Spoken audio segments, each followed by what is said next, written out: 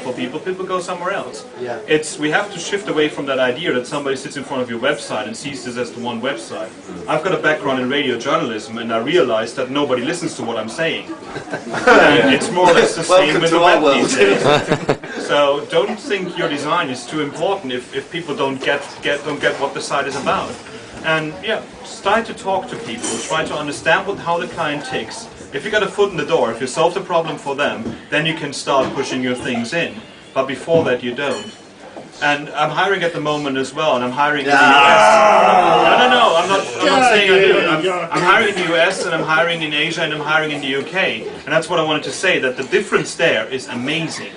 The difference in degrees, what people that come from university in the US have different skill sets than people that have degrees here. Yeah. So the university as a fallback to know what's going on is not necessarily there. Depends what you want to hire them for. People tick differently. People that come from a Java backend or like computer science backend are great to actually develop things. They're not necessarily the guys that come up with the new creative ideas. But having a team with all of them together, great stuff. That's what you want to do. It's all about the team. I did see that my brother just started. My brother just started a CS degree. The first thing they teach them, HTML and CSS, followed by XSLT, which seems like a good idea. Yeah. Considering, I mean, at the very, they could end and, when they finish their degree, go and have to build web applications. Yeah. So, seems like a bloody good idea. And it might be a good idea to look at universities and see, do they teach them about the web, or do they just use it as like a Java finishing school? And it's difficult to find CS programs that aren't Java finishing schools, but when you find them, it's well worth spending the time. Ian, did you want to add something? Yeah, so going around to universities as part of BBC Backstage, I kind of agree with Christian that many students have this view that they need like a first to get into these really high-powered jobs. And actually, in our experience, what's happened is that if you get a 2-1, for example, you're more likely to be like more of a team player. Yeah. And you tend to work as a team, where the first people that get first tend to be the people that are quite selfish and go off and do their own thing. That's a generalisation, I know, but it's got a grain of truth. Yeah, it's got a grain of truth, but also most of the jobs that we've filled recently have been through people that have been interacting or building stuff through Backstage, or have come to events, or we've met through other people. It's always been that kind of who you know, or who you've been talking to, and yeah, I mean, like, I totally agree about the blog and whatnot. Okay, any more questions? Yeah, go on. Jamie's been waiting for ages. I've asked you this one before. I sent you a really long email about it. Oh, well, I probably ignored you. And it really aims at Chris and Ian as well. Quite often, people are a little bit different. I'm trying to think of how else I put it, but people can be very weird, and I'm one of them. Actually. And a lot of the people who I approach for jobs and things, as soon as they say, oh, he's got a line with him all the time, what's that about? They skipped over me. Or I talk to people about something technology, and they'd be completely amazed, but they'd still never get back in touch with me. And one of the things that I found myself is I find myself moving further and further away from building websites into twiddling with stuff. Mashing stuff together, like I was saying about the Flickr thing. Or, okay, what happens if I bolt this into this? I do, it blows up the server. Not good. No. I'm doing more and more R&D stuff. How would you get into that sort of work? Because when you talk to most web design companies, they want someone who's reliable. I'm not reliable. They want someone who's, I'm passionate, but, I might have a shutdown and forget how to talk. So it's a knife edge when you're trying to persuade people, yes, I can do what you want to do, but I might have to do it from starting to the table. So how would you approach that? Ian's waving his hand, so I'll let him answer.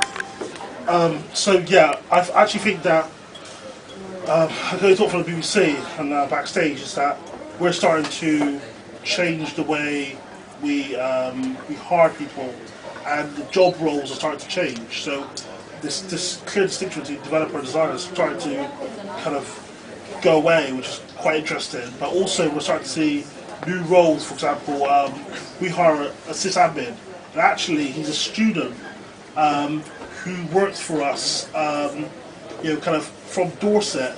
That's definitely disadvantage. He works for us from Dorset, completely remote. We see him maybe once a month, maybe twice a month, at most. And he's about 25 years old, and we just came about him by what his blog, sort of things he says, and it's just interesting that we're starting to pick up people that are completely different, more the kind of mash-up people, I guess kind of hacker types, and I think there's more and more roles being made for people like that. Yeah. So I actually think that we're starting to change, and that's what's happening. I'd have to add to that the BBC would almost certainly be the first to do that, though. Correct me if I'm wrong. Small companies like Headscape, you're right, we need people we can rely on.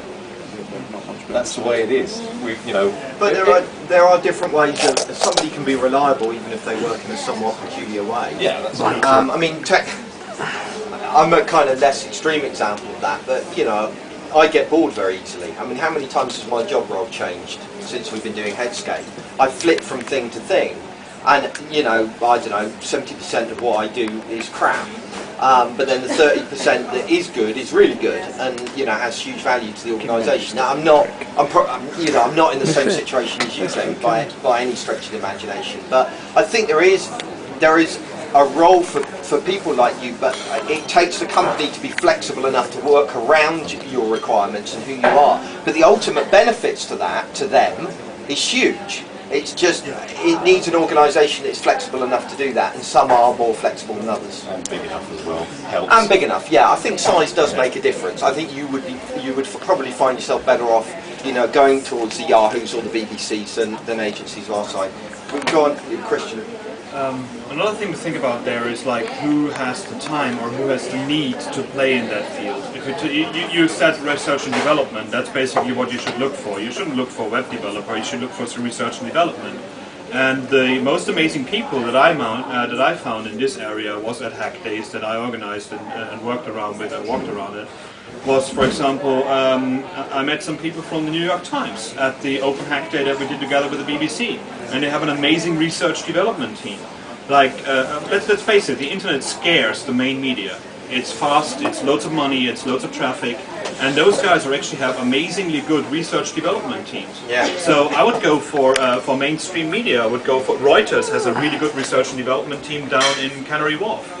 And these are the kind of people that spend money and time on this one because they realize in 2 or 3 years' time it's important to them. Whereas if you have someone like us who have daily development, and we are up front there as well, but we don't really spend that much money in research and development, at least not in the UK. So it's a matter of like who to approach to and how you sell yourself. Like if you try to go to small companies